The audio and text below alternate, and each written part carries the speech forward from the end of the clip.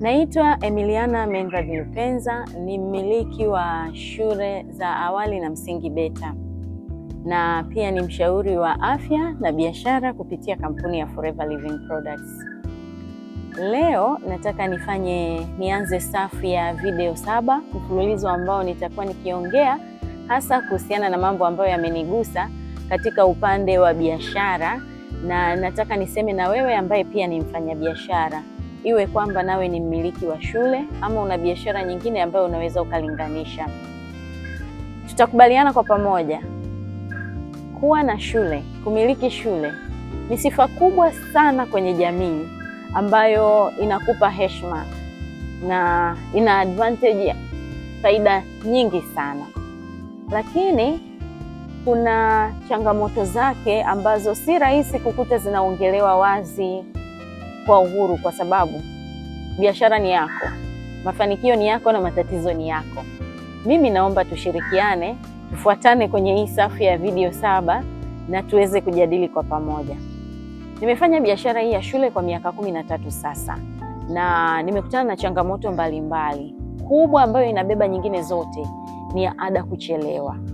Kumbuka, unasimama katikati ya wazazi, wateja, wanafunzi, walimu na watoa huduma wengine kama watoa huduma za usafiri, chakula na stationaries.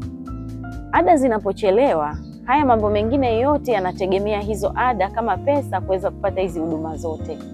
Sasa ada zikiwa zimechelewa, ni lazima uhakikishe huduma zote zinapatikana kwa wakati. Katika wanaochelewesha ada, kuna ambao wamewahi kulipa ada. Unawezaje kuwaambia hakuna huduma? Ni changamoto kidogo. Kwa hiyo kwa wakati huu unaweza kujikuta unatakiwa kufuatilia kupata hizi huduma kwa gharama zaidi, na sasa inaweza kupelekea walimu wazuri kuondoka. Wakiondoka, bado unatakiwa uendelee kuwa na tabasamu mbele ya wanafunzi, mbele ya wazazi na wote wanaotegemea huduma yao, kwa sababu ni jukumu lako. Inaleta changamoto sana.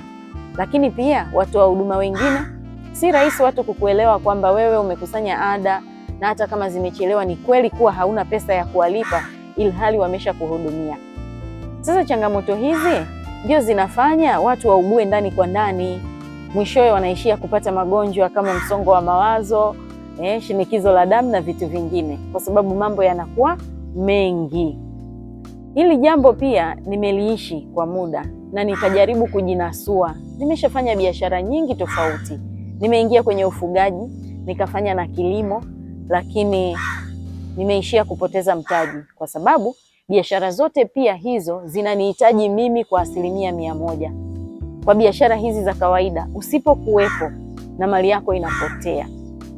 Kwa hiyo nimekuwa nikihangaika mara huko mara kule, lakini baadaye nikafanikiwa kupata mfumo ambao umeniwezesha mimi kuanzisha biashara nyingine, kuilea na kuifanya bila kuharibu muda wangu wa kuwa shuleni, muda wangu wa kuongoza shule zangu.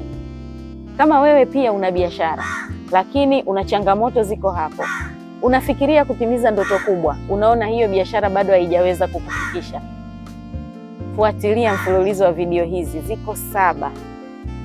Tutaweza kuongea vizuri, nikufahamishe kwenye mfumo wa network marketing, mfumo ambao umenifanya mimi kupitia kampuni ya Forever Living Products niweze kuamsha ndoto zangu na nimeanza kuzitimiza, na tutashare zaidi na zaidi. Mpaka kwenye video inayofuata, asante sana. Usisahau kusubscribe account yangu, kulike na ucomment vilivyokufurahisha, na share na wengine, kwa sababu kizuri kula na nduguzo.